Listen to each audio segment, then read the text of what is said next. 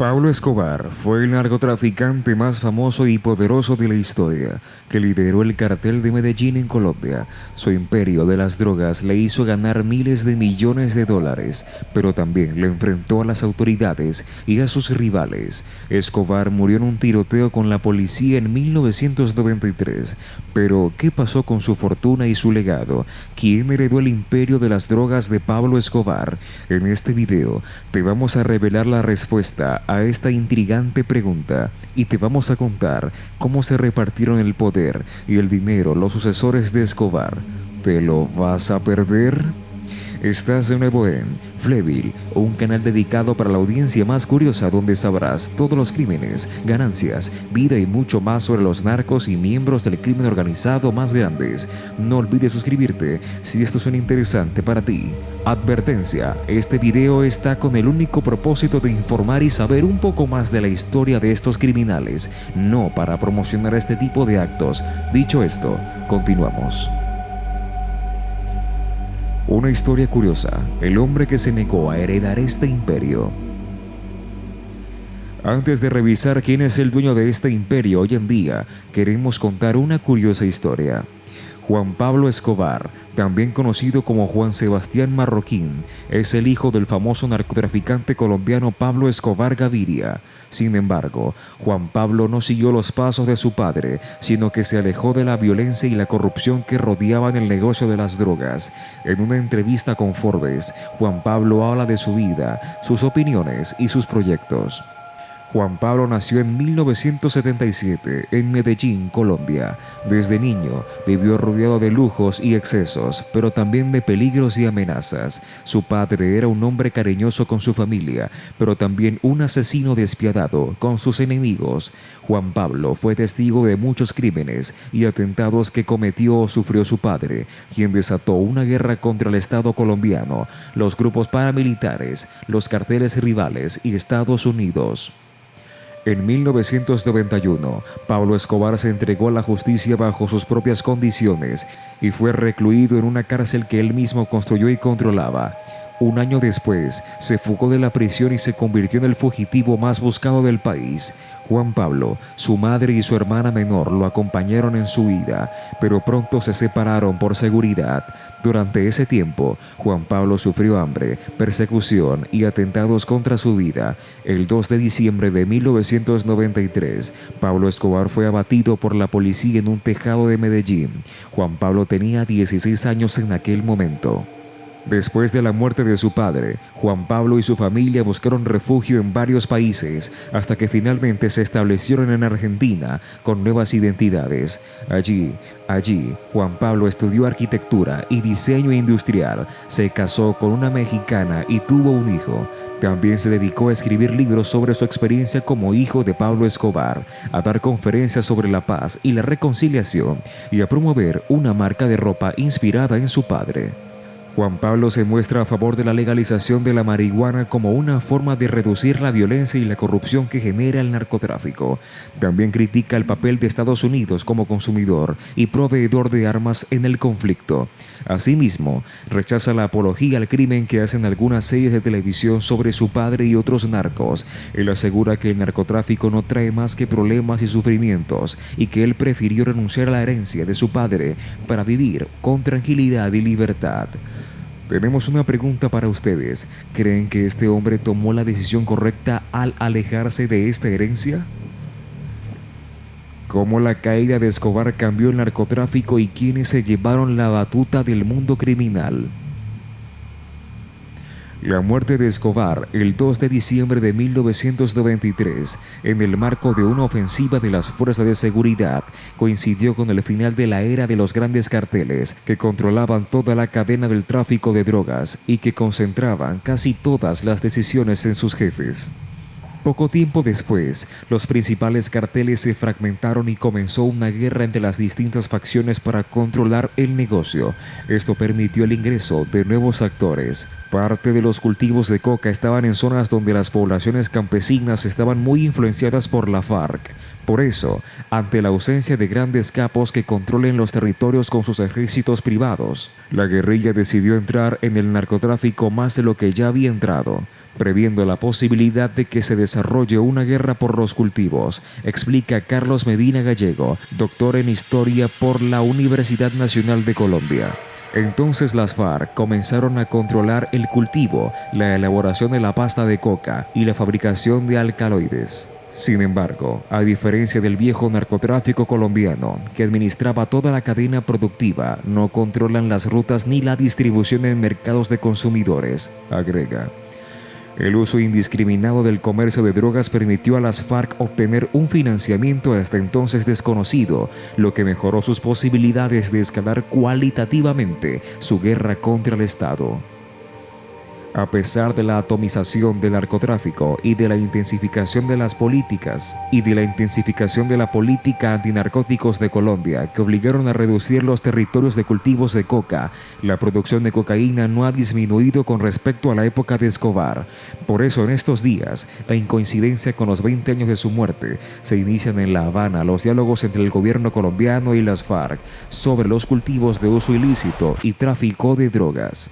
Al papel de las FARC hay que sumar el rol de los carteles mexicanos, ya que muchos de los pequeños grupos que quedaron en Colombia empezaron a aliarse con ellos para vender a Estados Unidos. Este proceso explica el avance del crimen organizado mexicano, que pasó a controlar gran parte del comercio transnacional de estupefacientes. Hacia fines de los años 90 y ya entrada la década de los 2000, a medida que iban desapareciendo en Colombia y en la región las viejas formas de organización del negocio de la droga, se fueron perfilando nuevos modelos de gestión. Apareció una forma de organización del narcotráfico mucho más empresarial, que ya no busca ir por las rutas alternativas, sino que en el marco de la apertura de los mercados, se articula con regímenes comerciales convencionales de la economía latinoamericana. Son verdaderos empresarios del narcotráfico que siguen un modelo mucho más seguro, gracias al secretismo que permiten las sociedades anónimas, dice Medina Gallego.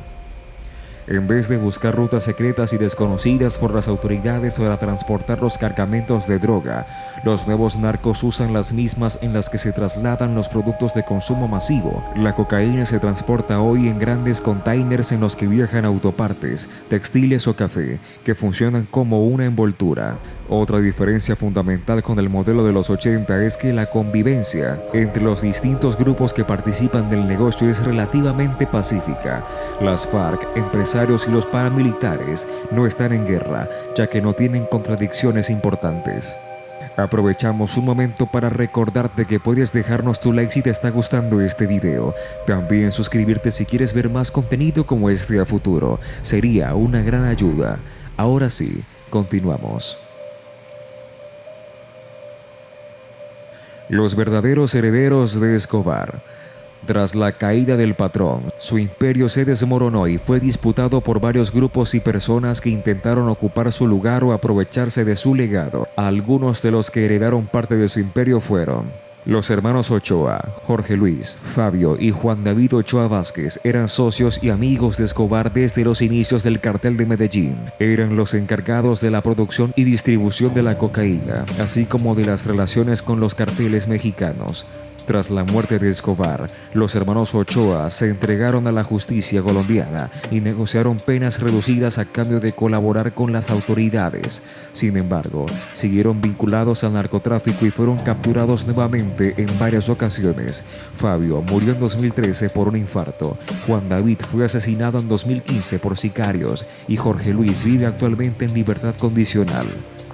Los herederos legales, la viuda de Escobar, María Victoria Henao Vallejo, y sus dos hijos, Juan Pablo y Manuela Escobar Henao, fueron los herederos legales de parte de su fortuna. Sin embargo, tuvieron que huir de Colombia tras la muerte de Escobar y buscar refugio en varios países, hasta que se establecieron en Argentina con nuevas identidades.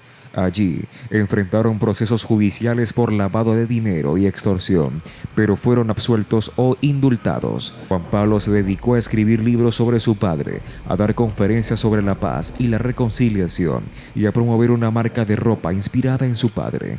Manuela se mantuvo alejada de los medios y se dedicó al arte. María Victoria falleció en 2018 por un cáncer. Los paramilitares. Tras la muerte de Escobar, varios grupos paramilitares surgieron o se fortalecieron en Colombia, con el apoyo de terratenientes, políticos y militares.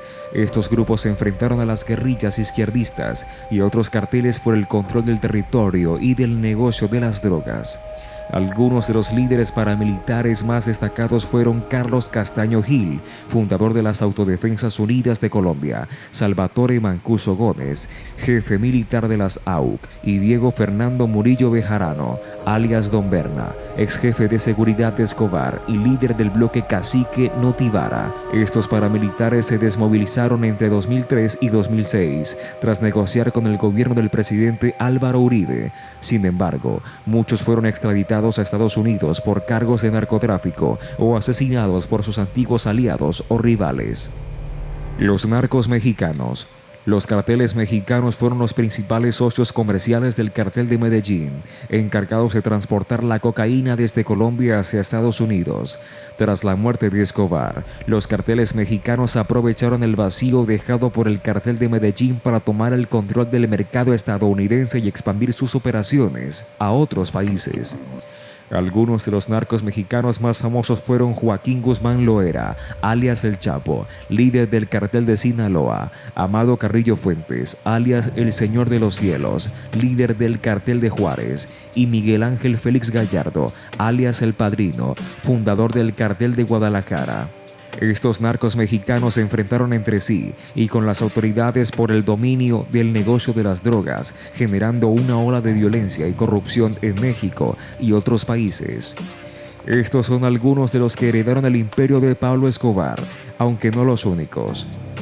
El narcotráfico sigue siendo un problema global que afecta a millones de personas y que requiere de soluciones integrales y pacíficas. ¿Qué opinas al respecto? Y este es nuestro video de hoy. No tengas miedo y responde en los comentarios. ¿Heredarías un imperio como este si tuvieras la oportunidad? Nos gustaría leerte.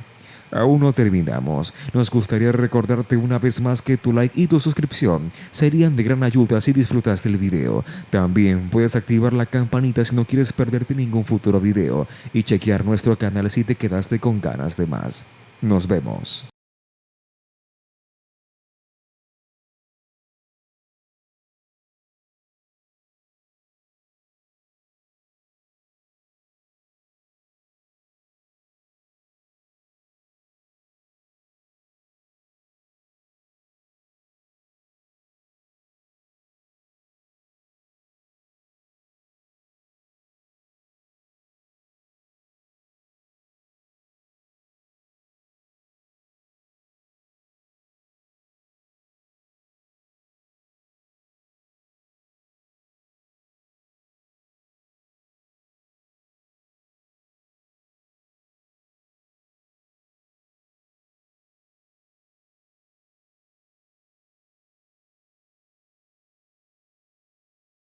En 2006, Uribe creía que un acuerdo de paz exigiría normas mucho más benignas que las incluidas en la Ley de Justicia y Paz, ley que consideró insuficiente para un acuerdo con las guerrillas.